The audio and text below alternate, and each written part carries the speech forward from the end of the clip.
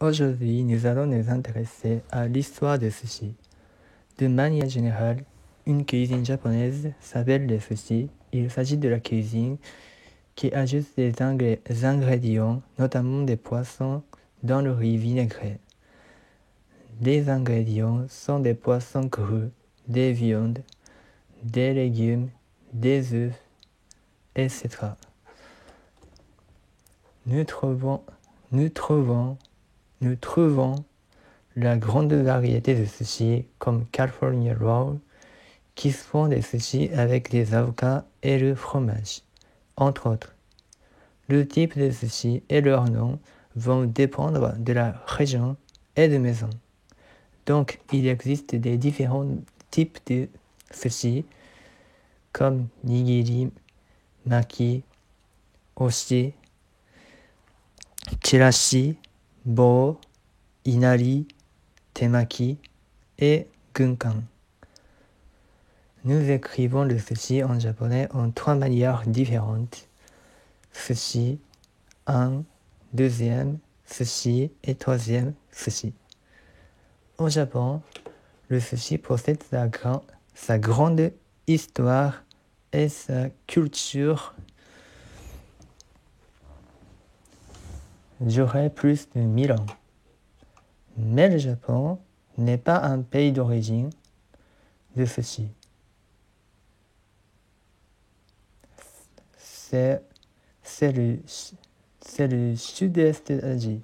Ces jours-là, à l'époque, des tribus qui s'habitent dans la zone voisine inventent une façon de conserver les poissons plus longtemps, car les poissons sont précieux et difficiles d'avoir ce qui est appelé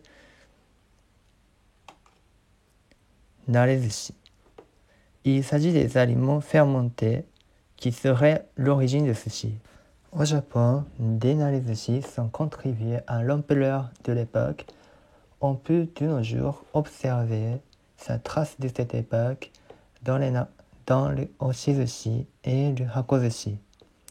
Pourtant, au XIIe et XIIIe siècle, les habitants améliorent des narezushi en utilisant des poissons abandonnés, laissés. On consiste hayazushi à l'époque d'Edo, au dernier XVIIIe siècle. Il s'agit de sushi sans fermenter grâce à banalisation du vinaigre du riz.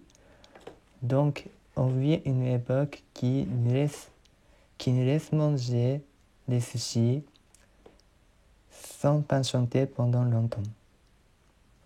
On avance un peu d'époque. À la fin de l'époque Edo, on trouve le nigiri sushi, mais il est beaucoup plus grand que celui d'aujourd'hui, comme la taille du bol joli. Donc, on le coupe en deux.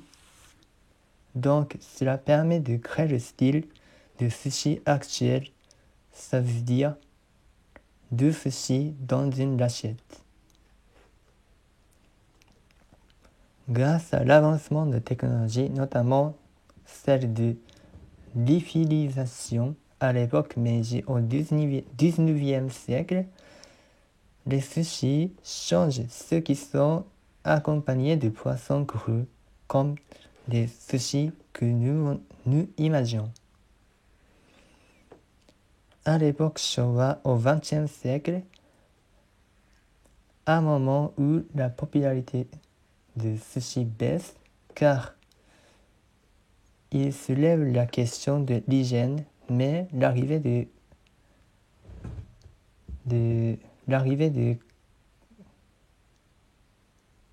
kaitenzushi, les sushis sur des tapis tournants, qui s'appelle kaitenzushi.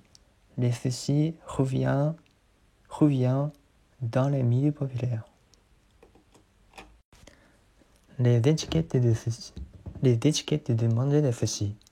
Manger à la main pour ne pas déformer des sushis, car ils sont faits de manière minutieuse par le maître de sushi. Manger d'un coup. Le maître fait des sushis qui peuvent se manger à la fois. Ne pas mettre la sauce soja au riz, mais au poisson pour ne pas casser la forme des sushis. Voilà, c'est l'histoire et la culture des sushis du Japon. Si cette vidéo vous a plu, n'hésitez pas à liker et partager. Et abonnez-vous et mettez les cloches. Je vous dis à la prochaine. Au revoir.